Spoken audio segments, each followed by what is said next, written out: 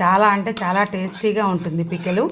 ఇది ఒక 1 month 2 months వరకు ఉంటుందండి. చేసి పెట్టుకుంటే ఫ్రిడ్జ్లో బాగుంటుంది. ఇప్పుడు దొండకాయలు మంచిగా లేతగా చెట్టుకి కాసిన కాయలు అయితే అమ్మే కాయల కన్నా కూడా ఎవరి ఇంట్లో చెట్టు కాయలు అయితే కనుక చక్కగా లేతగా ఉంటాయండి.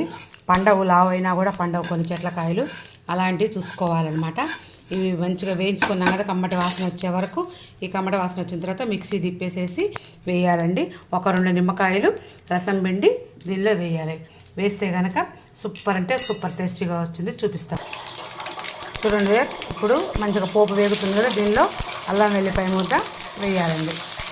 వేస్తే కనుక అల్లం వెల్లుల్లిపాయ మంచి టేస్టీ తోటి బాగుంటుంది. చూసారు కదా, ఇట్లా